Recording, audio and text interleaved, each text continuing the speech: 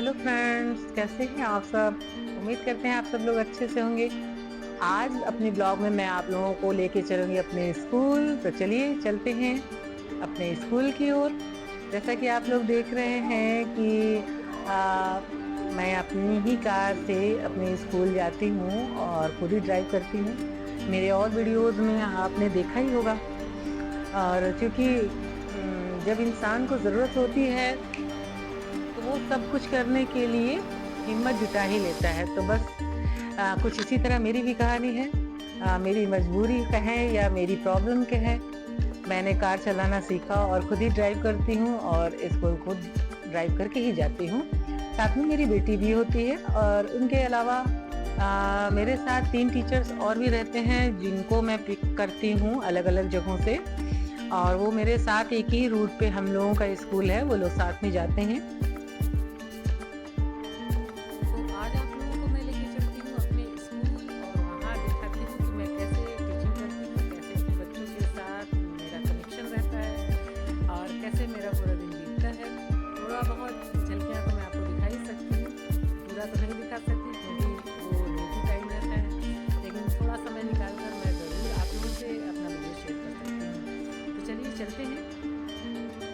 Good morning बच्चों।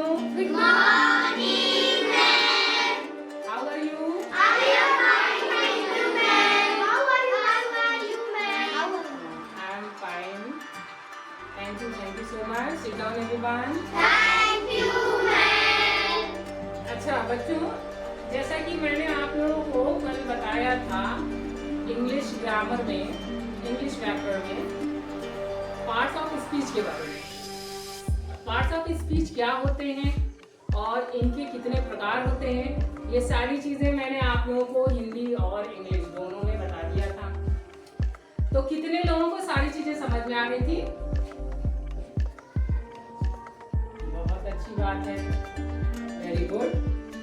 अगर कुछ लोगों को थोड़ा कंफ्यूजन है या डाउट है तो आज वो हम लोग फिर से रिपीट करेंगे और देखेंगे कि किसको कितना आया, और जिसको नहीं समझ में आया वो उस चीज को फिर से दोहराने से उसे सारी चीजें समझ में आ जाएंगी। चलिए तो सबसे पहले शुरू करते हैं कि पार्ट्स ऑफ स्पीच कहते किसे हैं। कौन बताएगा? वाक्य में जितने शब्द होते हैं उनके अलंकार है। काल के अनुसार शब्दों को 8 भागों में विभाजित किया है। इसे पार्ट्स ऑफ स्पीच इंग्लिश में कहते हैं और हिंदी में शब्द भेद कहते हैं। ये 8 भागों में विभाजित किए गए हैं। Very good. तो जैसा कि हम लोगों ने कल पढ़ा था पार्ट्स ऑफ स्पीच के बारे में, आज हम लोग अब उसी के बेस पे एक एक्टिविटी करेंगे जिससे आप लोगों को जो भी डाउट है, जो भी चीजें हैं, जो थोड़ा बहुत कंफ्यूजन है, वो सब कुछ क्लियर हो जाएगा। एक्टिविटी का मतलब यही होता है कि हम किसी चीज को व्यवहारिक रूप से जब उसे अपने अभ्यास में लाते हैं तो वो चीजें हमारे दिमाग में बहुत ही अच्छे से बैठ जाती है और कोई कंफ्यूजन नहीं रहता है, बहुत ही स्पष्ट और क्लियर तरीके से समझ में आता है। तो चलिए एक्टिविटी की शुरुआत करते हैं। मैं पार्ट्स ऑफ स्पीच से जुड़े हुए वर्ड्स, शब्द अलग अलग बोलूंगी और आप लोगों को बताना है कि ये पार्ट्स ऑफ स्पीच के किस भाग में आता है, शब्द भेद के किस कैटेगरी में आता है। तैयार है? Yes ma'am. चलिए तो सबसे पहले वर्ड मैं लिख रही हूँ, आप लोग कोई बताएगा नहीं, जिससे पूछेंगे वो बताएगा। मुझे पता है कि आप लोगों को आ रहा है, लेकिन जिससे पूछा जाएगा वही बताएगा, ठीक है?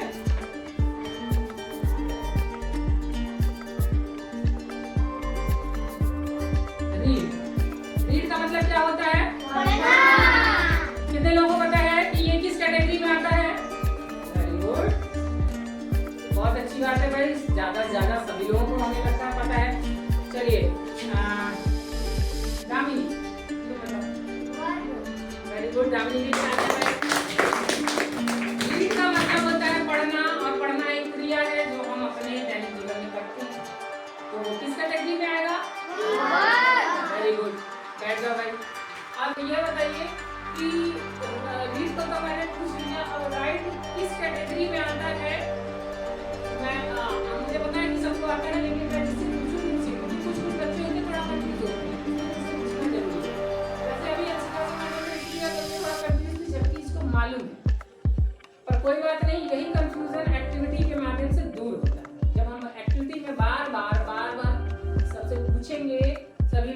कर देंगे तब वो जाके उस चीज को पूरी तरीके से सीख लेते हैं। तो चलिए इसके बाद साक्षी, क्या है ये? वर्ड। इसके कौन सी कैटेगरी में आता है? वेरी गुड, साक्षी के लिए तालियां भाई। बैठ जाओ। चलिए अब इसके बाद मैं दूसरा वर्ड लिखूंगी, ध्यान से देखिएगा।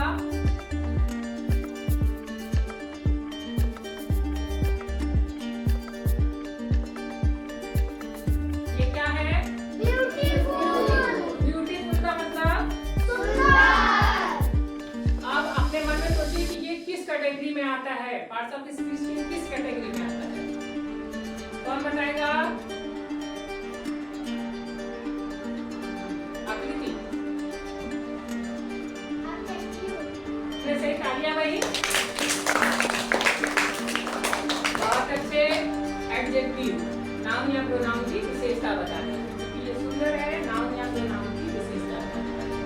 ठीक है, अब इसके बाद नेक्स्ट वर्ड देखेंगे। चलिए अब कितने शब्द की पहचान तो हो गई कि वो किस कैटेगरी में आता है। अब अगला शब्द है, क्या है ये? ऑन। कितने लोगों को पता है कि ये किस कैटेगरी में आता है? दामिनी, वेरी गुड, तालियां भाई। पोजीशन की कैटेगरी में आता है। ठीक है, चलिए अब इसके बाद देखते हैं दूसरा शब्द मैं दे रही हूँ, ध्यान से देखिएगा आप लोग। क्या लिखा है ये? लवली। लवली, कौन बताएगा कि ये किस कैटेगरी में आता है? अरुण, वेरी गुड, तालियां भाई। लवली, लवली क्या है? वर्ग की विशेषता बता रहा है, इसलिए ये एडवर्ब में आता है। बहुत अच्छे। चलिए अब इसके बाद दूसरा वर्ड देखते हैं। बहुत ही कॉमन सा वर्ड है ये, सभी लोग जानते हैं। क्या है ये? एंड। एंड कौन बताएगा कि किस कैटेगरी में आता है? वेरी गुड, बहुत अच्छे।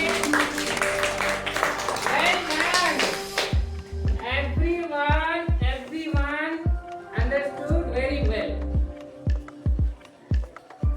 And क्या है? कंजक्शन में आता है, क्योंकि ये दो सेंटेंस को जोड़ता है। बहुत अच्छी बात है। आज के टॉपिक को खत्म करने के बाद बच्चों को मैं थोड़ा सा एक अलग टाइप की एक्टिविटी या गेम करा रही हूँ, जिससे बच्चे क्या होता है, अगर थोड़ा पढ़ाई को लेके या थोड़ा स्टडी को लेके थक जाते हैं तो उनको फिर से उनकी एनर्जी को बूस्ट अप करने के लिए मैं कोई एक्टिविटी करा देती हूँ, जैसा कि मैं इसीलिए हम करा रही हूँ।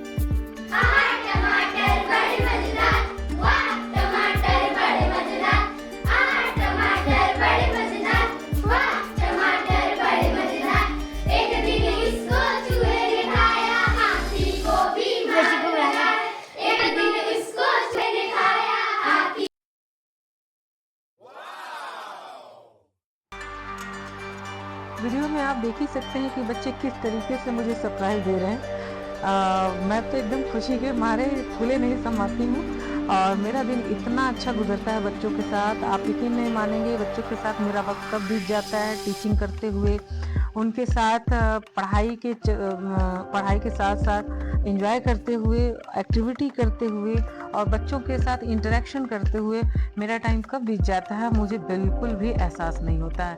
आप यकीन नहीं करेंगे कि लंच की टाइमिंग होने के बावजूद भी बच्चे लंच करके तुरंत मेरे पास आ जाते हैं और कुछ ना कुछ एक्टिविटी या किसी भी गेम के ज़रिए मुझसे कनेक्टेड रहते हैं। ये मुझे देख के बहुत अच्छा लगता है। वो लंच में कुछ और खेलना ही नहीं चाहते हैं, वो सिर्फ मेरे पास आते हैं और मेरे ही साथ पूरे दिन इन्वॉल्व रहना चाहते हैं। मुझे लगता है कि एक टीचर के लिए इससे बड़ी बात कुछ हो ही नहीं सकती कि बच्चे सिर्फ आपको ही ढूंढते हैं कि आप उनके साथ रहें, आप उनके साथ ही इंटरेक्शन करें, कुछ भी करें, कोई भी टॉपिक हो उनसे आप बातें करें, उनसे जितना ज़्यादा हो सके कनेक्टेड रहें, और इससे ज़्यादा बच्चे और कुछ नहीं चाहते हैं। और उम्मीद करती हूँ आप लोगों को मेरा ये वीडियो बहुत पसंद आया होगा। अगर इसमें कोई कमी हो या कुछ ऐसी बातें हो जो आप कहना चाहते हो तो कमेंट के ज़रिए मुझे ज़रूर बताइएगा।